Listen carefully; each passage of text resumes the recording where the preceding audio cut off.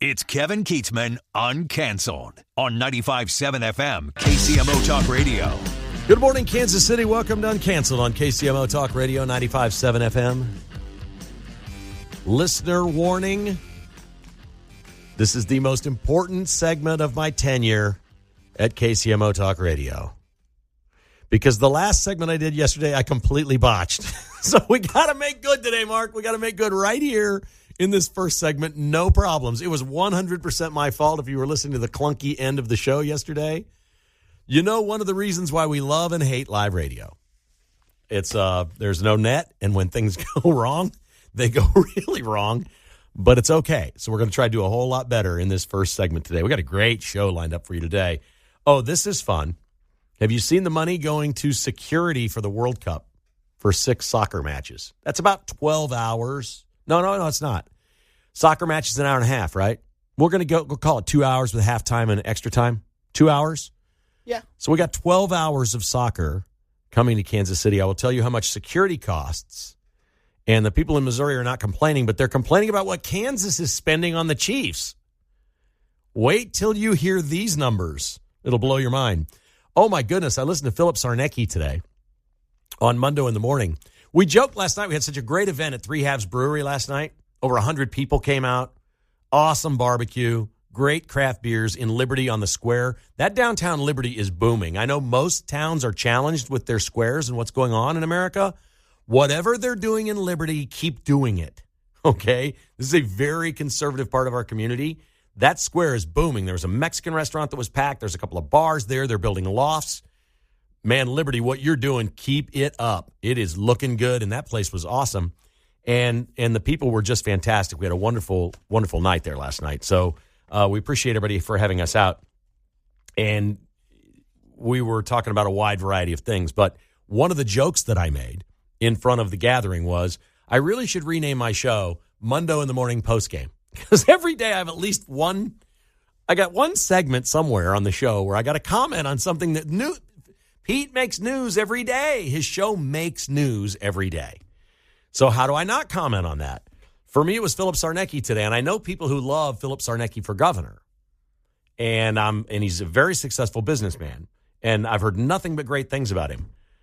But he might have said the dumbest thing any businessman has ever said running for office today, live right here on KCMO Talk Radio. I will tell you what that is coming up at 10:30. You're going to have to stick around for that. And I'm not insulting him. I just don't think this is his game. Sometimes you go live on the radio and you're not thinking. My last segment was a gaffe yesterday. It happens. If somebody wanted to go on the radio and make fun of me for my last segment yesterday, I'd say, fair enough. Thank you. I blew it. It was on me, and I blew it. It happens. We got to admit our mistakes, right? If people listen to the podcast, though, they would never know. Never know. Mark cleaned it up for the podcast. Oh, it wasn't dirty. We didn't have any FCC violations. Oh, no. It was just a gaffe fest. That was my fault. Completely my fault. John Anthony had to bail us out. You know, he's just in there doing his work after the show. He's got things that he does. It's important work. And all of a sudden, the last segment of Uncanceled is burning to the ground. He goes running out of the production studio and into the control room. It was great. But we'll let you know what Philip Sarnecki said today that just is, I don't think he meant what he said. I don't think he thought it through. I'll give him the benefit of the doubt, but it was an absolute whopper. We'll start today with a white people problem in America. I may have gotten your attention with that one. We have a white people problem in America. I think a lot of people around this country are asking themselves, why Minneapolis? What is the problem in Minnesota? Why do we keep revisiting all this in Minneapolis? And we're watching these crazy people do this stuff, and we had an ICE agent who's apparently still in the hospital today, and an illegal alien criminal who was evading justice, that's being kind, who took to the cop, the ICE agent. They got in a scuffle. 2 more people jumped in. It was 3-on-1. A gun was discharged. The original perp was shot in the leg. He's been released from the hospital. He's in custody with ICE, and he's got a really poor future in this world. The other 2 idiots that came out swinging snow shovels and whatever at the ICE agent don't have much future either. They're not going to be very hireable anytime soon, as they will be behind bars.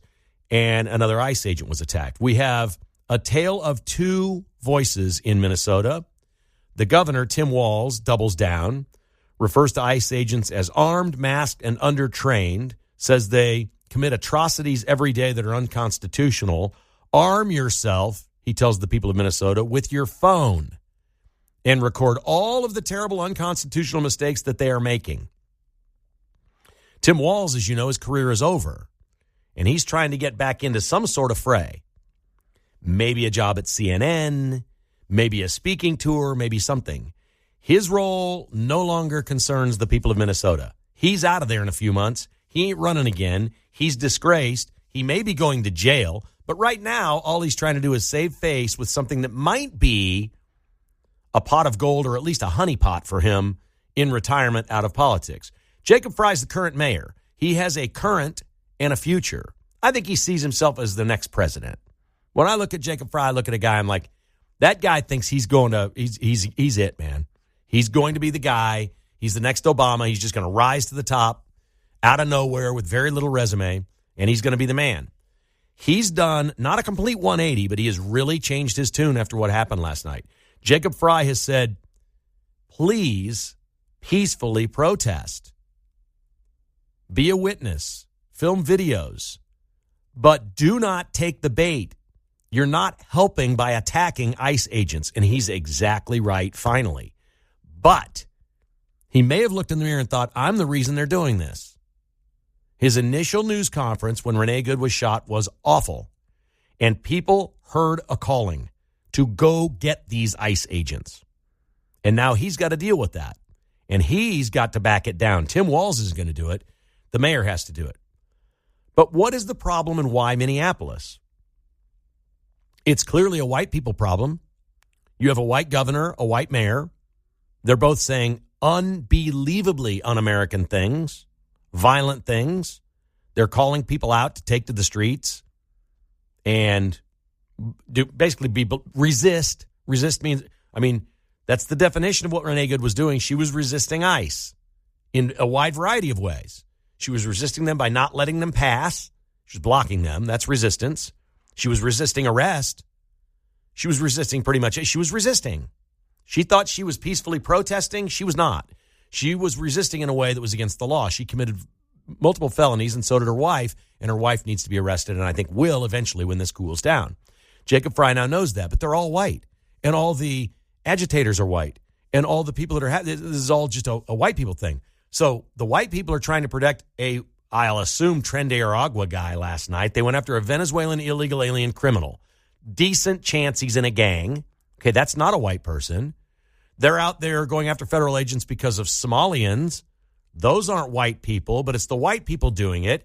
It's not the Somalians demonstrating in the street. It's not the Hispanics demonstrating or blockading or doing things on behalf of Venezuelans. It's not blacks on behalf of George Floyd, because that's over. They don't have a dog in this fight. I don't think black people in Minneapolis think ICE is knocking on their door. I don't want to speak for people in their existence, but I don't see much of that. I don't see ICE going into African-American communities in this city, in major cities. If they do, it could be drug-related or cartel-related, where you may have local dealers or people working somewhere. You could do that in white neighborhoods. A mile from my house, we had Homeland Security this summer tearing down a Mexican restaurant that we ate at right in my yard in Lenexa. So it's everywhere, all right? But the people that are protesting are all white. And I started asking myself, why did L.A. have these uprisings last year and then it just ended? It just ended. It stopped. They sent the National Guard and it was over. Remember, L.A. was violent and they were throwing things off the bridges, and that got cleaned up quickly. Portland, they got a white people Antifa problem there, but it's minor compared to Minneapolis. New York City, Miami, Chicago, name all these places. Why are these places not? Why Minneapolis? There are 5.8 people in Minnesota. 82% are white. Totally white.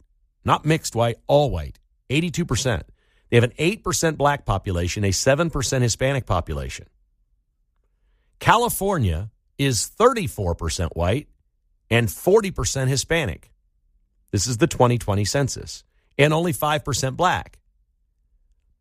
The problem right now with Trump derangement syndrome and the violence and the agitators and the people going after ICE is a white people problem in America.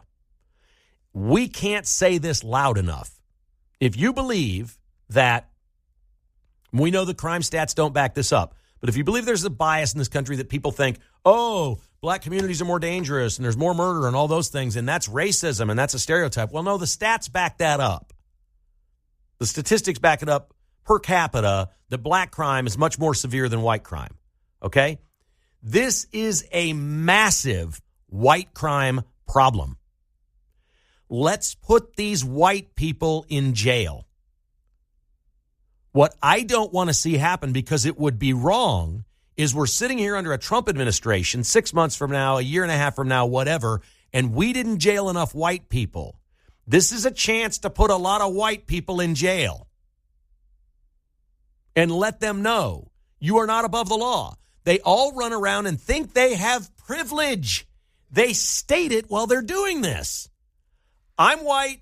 I have privilege. You can't touch me. Touch them. Lock them up.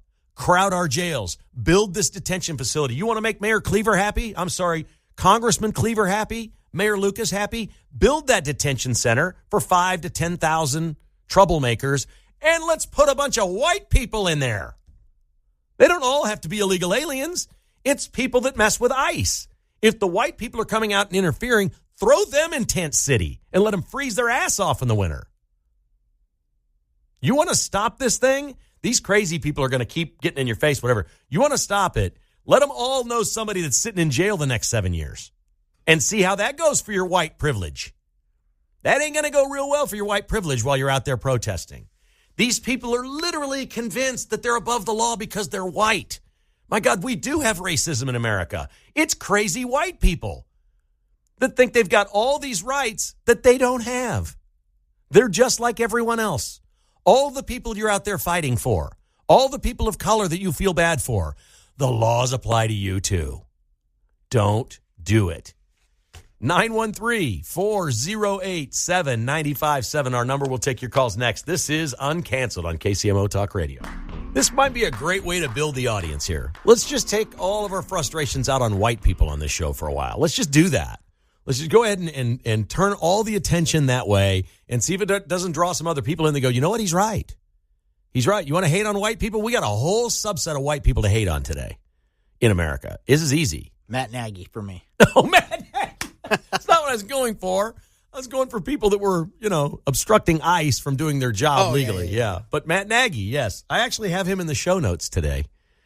We'll get there. Andy needs to fire him. He needs to fire him because he's hoping he'll get a head coaching job. But the problem is these other guys are getting hired up that could be offensive coordinator candidates for Andy. And he needs to get – other teams are hiring OCs too. Like Mike Kafka's got interviews going on, and maybe Andy's told him behind the scenes, I don't know. And this Nathan Shieldhouse, I mean, you better get on this because somebody's going to take him as an OC if he doesn't get hired as a – he's going to go on a head coaching job interview and may wind up being the offensive coordinator there. The Steelers are talking to this guy from Rockhurst. He's 35. Andy needs to fire Nagy and get on this thing. They need to be in the hiring process right now. Okay, so we were going to do that later. We did it now. We can do it more later. That's fine. Get on it later. Let's go to the phones, and we'll start today with Tim in St. Joe. Good morning, Tim. How are you? Good morning, Kevin. I'm going to ask for just a few seconds, and it's going to be kind of hard to follow because it's a lot to kind of put in to get the understanding to happen. In 2014, Michelle Carter was convicted of involuntary manslaughter for assisting her boyfriend by sending him text to kill himself. In 2018, Natalie Reynolds was convicted of official oppression because of a $20 bet to jump in the water as she walks away. All right, we lost Tim for a second. He may come back. Are you back, Tim? Yes, I'm here. Okay, yeah, go ahead, sir. Okay, so the Natalie Reynolds was a $20 bet for official oppression for jumping in the water. AOC Tim Walz-Fry, Chicago mayors, Representative Jayapal, Representative Larson, the Boston Mayor Wu, every single one of those are enticing the white people, obviously, that's right, to go out and go against these ICE agents. Why are we not prosecuting them for the same type charges Michelle Carter? You are held, you've got blood on your hands when you told them to go out and protest against them and tell them to do what they have to do to stop ICE. Okay, so I want to know how many we've arrested in Minneapolis, and the feds aren't saying that, but it has to be a pretty big number at this point. We've seen what's going on. I mean, there's got to be at least over 100 people that have been arrested for agitating ICE and things that they've done. Would you agree with that? That's probably happened at least over 100? Okay, Tim's gone. So I assume there's been at least over 100, and there will be more. They're not saying this. If you really want to stop what's going on, then this is maybe, I'm telling you, this could be a little disappointing. You're not going to like hearing this. It's possible they're not telling us how many white people they've arrested in Minneapolis for doing this crazy crap that they're doing. Because in a weird sort of way, if they do, they're afraid it will stop. I know that sounds crazy. So I'm not that guy. I don't want any of this for politics. But here's what conservatives know, and this is absolutely true. Everything that's happening in Minneapolis, politically, not for ICE agents, not for safety and security, not for any of these other things, just politically, is great for Republicans. It is. Remember they tried to defund. When was the last time you heard somebody say defund the police? I mean, they basically just they didn't just shoot themselves in the foot, they shot their whole foot off with that one. It was ridiculous. They're doing it again. They're repeating the same mistake.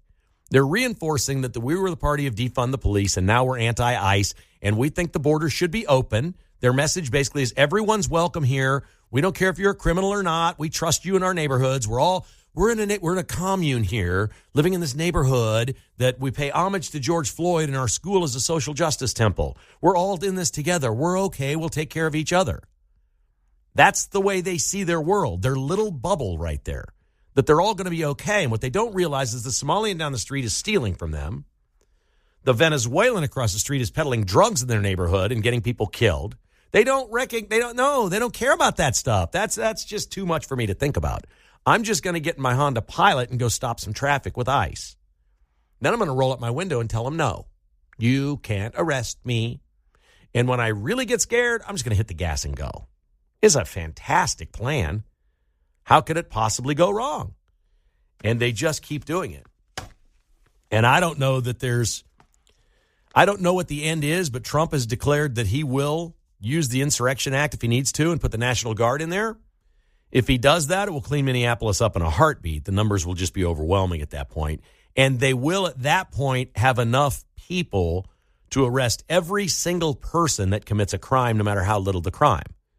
We saw in Los Angeles, if you remember this, we saw people walk up to a National Guard member just standing there on patrol, almost like they do outside, Windsor Palace or whatever in London. You can't mess with the guards. They just stand there. And people would put their hands on a member of the National Guard, and the second they did, they'd grab him and throw him to the ground. You guys remember seeing this? You can't touch them. And they just wrestled every one of them to the ground, handcuffed them, put them in the paddy wagon, waited until they got 12, 14, 16 people in the paddy wagon, then took them all off to processing. That's how they cleaned up L.A. They did it very quickly. And they can do that in Minneapolis.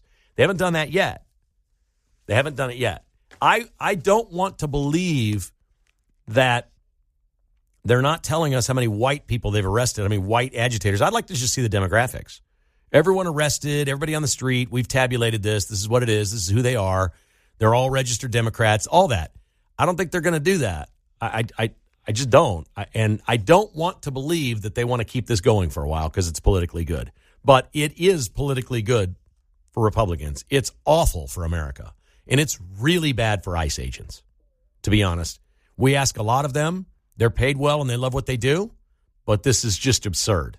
This is not what they're not supposed to be engaging American citizens protesting their work. That's absurd. When we come back, Philip Sarnecki is running for governor in Kansas. He said something insanely crazy today to Pete Mundo. We'll tell you next. All right, let's talk about Philip Sarnecki, who was on with Pete Mundo earlier today. And I'm telling you, I got a lot of people that think the world of Philip Sarnecki. I don't know him. His resume is impeccable.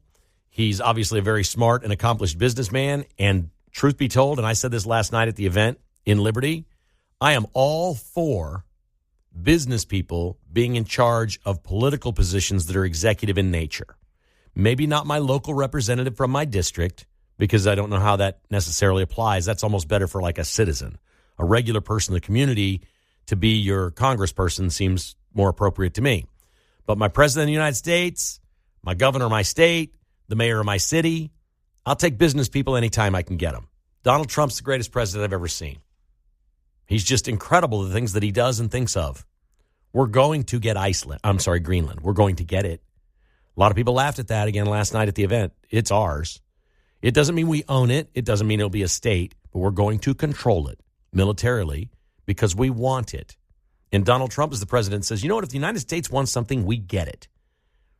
Like, he's acting like the CEO of the biggest corporation in the world. If we have an issue with our company, we're just going to gobble up this other thing. We're not very good at this part of our business, so let's go buy this smaller business that is good at that and incorporate it into our massive, giant conglomerate. That's Trump. That's what America's been for 250 years. We bought Alaska for $7 million, 2 cents an acre, from the Russians. Worked out okay. Suddenly we found gold. Russians had no idea. The last thing we purchased was from Denmark in the Virgin Islands. The U.S. Virgin Islands we bought from Denmark about 100 years ago. So we'll do these things, okay? So I'm all for somebody like Philip Sarnecki being in charge in Kansas. Somebody who's got that executive touch, that business touch. For a businessman, I couldn't believe what he said today. And I'm gonna give him a total pass here that it was a slip up, that being on radio isn't his thing, that maybe he's not that he's not maybe a good enough politician to become governor, because you do have to have something. Trump's also an entertainer and a showman. That's why it worked for him. I didn't really sense that with Sarnecki. It sounded like it's going to be a long slog for him to get his message out and cut through the clutter and whatever. He said something that I didn't know. John knew it. I guess a lot of people knew this and I didn't. That the Chiefs deal with the state of Kansas involves the state of Kansas having a suite at the games. Well, we know they get to go to suites. They're usually guests of the owner or whatever. But they negotiated in for their $2.8 billion a suite for all the home games. Well, that's a big deal. That's actually bigger than just the Chiefs games. They'll have that suite for Taylor Swift or the Super Bowl, for anything that's there. They're going to have that. If it were just the Chiefs games alone, I think it's probably worth at least $1 million a year. So it's at least a $30 million suite. And as the prices go up over time, we're probably looking at it like a $100 million plus suite deal that they got for their $2.8 billion. Now, that doesn't change the math. They didn't buy. The Chiefs are kicking it in. They should. For $2.8 billion, they got to take care of the state of Kansas. Philip Sarnecki said the first thing he's going to do as governor is give it back. That the politicians are not going to use it. I'm giving it back. Your heart's in the right place. If you don't want the politicians to use it, take it away from the politicians. Do not give it back to the Chiefs. Oh, my God. We're spending $2.8 billion already. Do not give them the suite back. That's like giving them $100 million more. They're going to sell it to somebody else. Do not, Sarnecki, give the suite back. I'll take it back. Right. So I'm a small businessman, okay?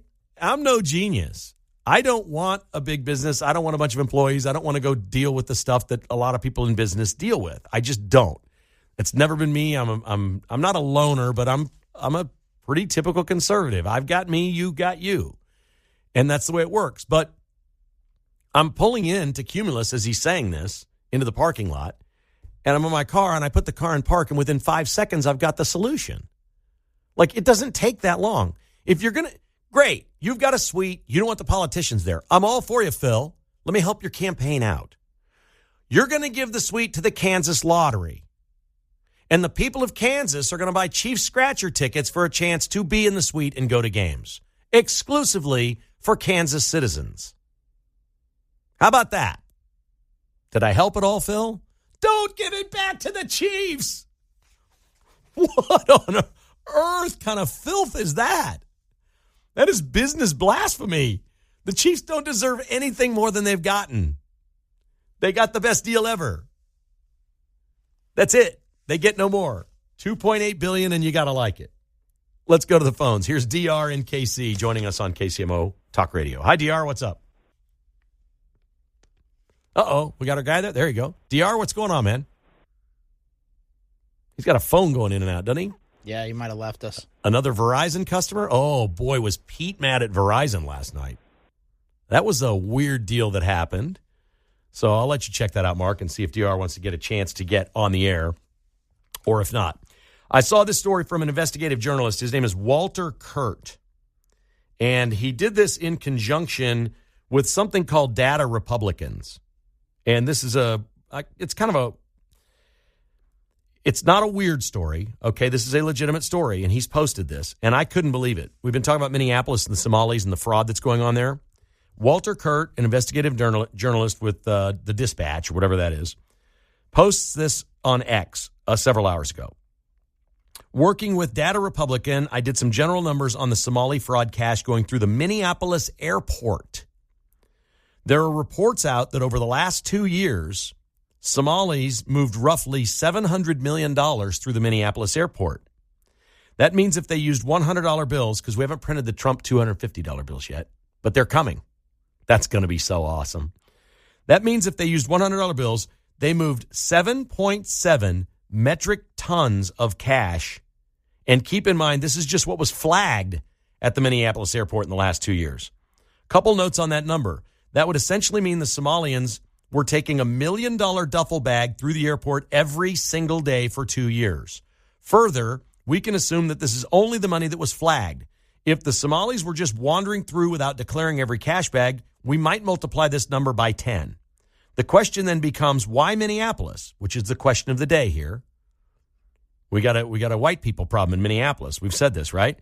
The white people are allowing the Somalians to do this. Well, after a quick discussion with regular travelers and a little research about the Minneapolis airport, we found these Somalians run the airport, they're the ground crews, they're the airport staff, and they're the TSA. And then he concludes, we have an airport in the United States of America run by pirates. That's kind of a problem. I haven't flown in and out of Minneapolis in years. I used to when there was an airline called Northwest Airlines. We'd go in and out of there to a lot of places. It was more of a hub. There was a lot of flights out of Kansas City to Minneapolis. We stopped flying and started driving to River Falls to go to Chiefs Camp because the time difference wasn't that much. By the time you land in Minneapolis, River Falls is still 90 minutes away. You're renting a car. You're going over there. So we started driving. I love driving up there. So I have not been in that airport in years. I'll take his word for it, but that's a stunning number. $1 million a day the Somalis are running through that airport? Crazy. Okay, so here's a guy that a lot of you don't like, but you may have at one point really liked his music. We've been down this road before. We've been down this with Springsteen and so many others. For a generation a little older than mine, probably Neil Young, people like that. This one was absolutely one of my favorites. I bought every album, listened to every song, and he was singing about my life. There was no question. He was older than me, but his upbringing and where he was from was very similar to mine. I've said many times, if you want to pick cities in America that are most like Kansas City, there's two. There's Cincinnati, and there's Indianapolis. This person is from Indiana. And as part of our concert series that we're doing here with the people that have built Morton Amphitheater, he's coming to Morton Amphitheater this summer. He has announced a new tour. It is John Mellencamp. John Mellencamp has been on my spit list for quite a while, since I saw him at a Colts playoff game several years ago when Trump was president the first time, and the national anthem was happening, and they had soldiers down on the field, and everybody was standing, and he just sat in his seat and kept eating his popcorn and didn't pay any attention to it. It is your political views. If somebody asks you your political view and you're a liberal, I'm not going to hold that against you and your music. The music that you wrote and sang about when I was a teenager and in college and in my 20s was not liberal in any way. It was not. You changed. I didn't. Maybe part of life is changing and becoming what you are. Maybe you're a better person for that. He has spoken out about politics many times. I don't care what he has to say. That wouldn't keep me from listening to his songs so much. But when Springsteen went to Europe and badmouthed our president to fans in Europe, that was too much for me with Springsteen. Mellencamp's moment sitting down at that sporting event was I stopped playing his music. I haven't seen him live probably in 15 years. When I did, I think it was the Midland Theater. I showed up. He played 6 or 7 out of maybe 15, 17 songs. It was not a long show. He smoked like a banshee during the entire thing. I don't even know how he can perform and sing. But when he did sing his hits, the songs we liked, whatever, it was good. But it wasn't really what we were looking for. The last 10 years or so, he hasn't really played any of the songs people like. He's been writing new music that's some bluegrass, and there's all kinds of different things he's been writing. And I totally respect that as an artist. He's at a place in his life where he paints more than he does music now. He's a painter. And so he does all these songs, but he has these concerts where he's not playing anything anybody wants to hear. And if you went to your search engine and you searched Mellencamp concert videos last 10 years, you're going to find that at one time he quit a show. Another time he had people kicked out. They start heckling him between the songs. They're like, play Pink Houses, Jack and Diane. And he's not playing any of them.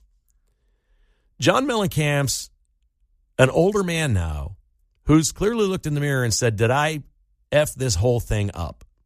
Have I blown it with everybody that ever liked my songs? Am I going to be remembered for being somebody that I don't want to be remembered for? They put out a 4-minute video yesterday that looked like a Hollywood film crew made a film. He's riding his motorcycle on a dirt road in Indiana. He pulls into a diner. He walks in, and on the counter, like it's near his home in Indiana, there's album covers and things like that. The jukebox starts playing. I think it was Pink Houses that started playing. He sits down in a booth. He pulls out a $1 bill, and he hands it to his buddy and said, I lost the bet. And he hands $1 to Sean Penn, the famous actor. And they have dialogue for a couple of minutes on whether Mellencamp should do another tour and give the fans exactly what they want or not. He was there to pay up on his bet. He apparently told his friends and bet his friends, I will never go play these songs again for these people. I'm not doing it. I think John Mellencamp is asking for forgiveness. I've never seen anything like it. If you've ever liked his music or you've ever just been really mad at him for his politics, go find this video and watch it and let me know in some way if you think he's asking for forgiveness. I think he is. I think he's also terrified he's going to have a lot of empty seats. This is real. That was our music.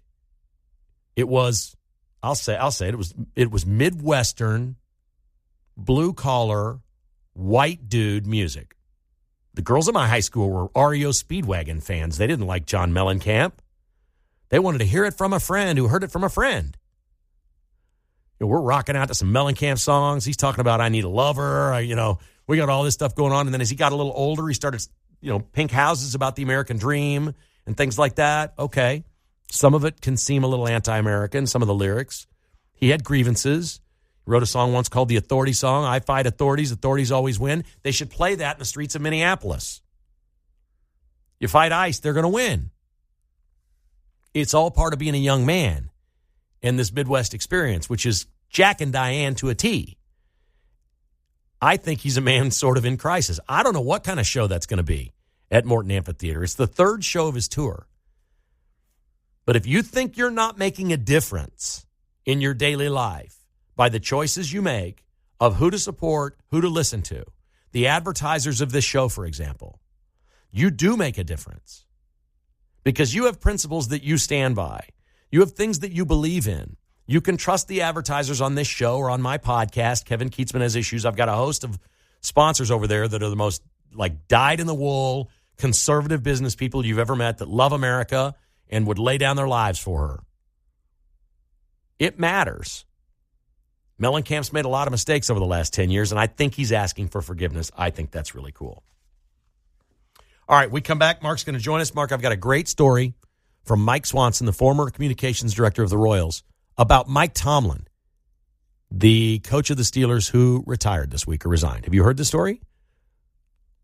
I saw a little clip on it. Okay, good. It's a good one. It involves Eric Hosmer and some Royals players. This is good stuff. We'll do that next on KCMO. Welcome back to Uncanceled on KCMO Talk Radio. It is always great to have you here with us. Thank you so much for joining us on the show. The Vince Show is coming up.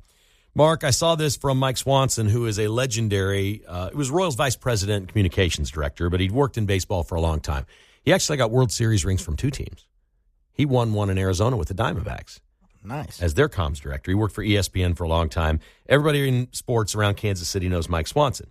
He posted on X, with Mike Tomlin calling it a career in Pittsburgh, I've got a story to share. And the people in this story will back it up that's true. He writes, believe it or not, this old baseball retiree has a Mike Tomlin story. In 2015, the Royals clinched their second straight American League title with a win over the Blue Jays on a Friday night. After the game and the celebration, I heard from Brad G. from the Chiefs, who asked if I wanted to bring a handful of guys from the team to their game on Sunday against the Steelers. Of course, we said yes. I took Ned Yost, Eric Hosmer, Mike Moustakas, Salvador Perez, and Drew Butera to the game. We met at the Kauffman Stadium tunnel around 10 a.m. We grabbed the AL Championship trophy. We received an escort through the tunnel that connected the two stadiums. They took us down to the field for pregame workouts and would eventually be introduced to the Arrowhead crowd. While standing on the Chiefs' side of the field, Steelers coach Mike Tomlin recognized our guys and came running over for the pep talk of a lifetime. I'm basically paraphrasing here, but he looked at our guys in the eyes and basically yelled, "Congratulations on winning the other night. Now don't effing settle this time. Go kick somebody's ass and win the bigger trophy." The Royals the year before made it to the World Series and didn't win. Lost in Game 7, yep. The look on all the guys' faces was amazing. Hosmer was the most vocal, yelling, "Holy blank. I'd go play for that guy right now. Let's go." And he started jumping up and down like he was ready to play. Swanson writes, apparently the quick pep talk helped, and the rest is history. By the way, in case you were wondering, needless to say, the Arrowhead crowd went berserk when they showed the guys on the boards carrying the trophy that day. Yeah, that's quite a story, man. That's pretty awesome. Have you not watched Mike Tomlin your whole career and said, I'd like to play for that guy? Yeah, he just looks like a leader. If he gets, it looks like John Harbaugh is going to the Giants, and he's got a good young quarterback there in Jackson Dart. If Tomlin lands in the right franchise with the right quarterback, he's going to win big again. Mm-hmm. I feel that's true. Never losing season. Right. Did you see any of the Mizzou game last night? I was following the score, but I didn't get to watch any of the game. Okay. They pounded Auburn. They started slow. Mm-hmm. I think they finished the game like 28 for 36 from the field to end. They started like 1 for 11. They win 87-74. They're 3-1 in the SEC, 13-4, and easily a tournament team at this point. So here's the difference between them and Kansas State. Early, they both look bad. They just had moments. The Illinois game and the KU game for Missouri were awful. They're getting better. They're well coached. They're getting better. That's what sports is about. As your season goes on, you get better. Don't peak in November. Right. Why do you think they pay millions of dollars to these coaches? I think Bill Self's going to get his team better. I think we saw some of that the other night. Jerome Tang, I mean, he might as well be renting a U-Haul right now. What in the world is that thing going on in Manhattan? That was crazy. I predicted when Kleiman was out and the new football coach was in that Gene Taylor would not be the athletic director on opening day next year. I'll stand by that. Mm-hmm. It's time for something new in Manhattan. Time for something new. Thanks for listening to Uncanceled on KCMO Talk Radio. The Vince Show is coming up next. Mark, great job as always. Were we gaff-free today? Think so. I didn't screw it up. Thank you.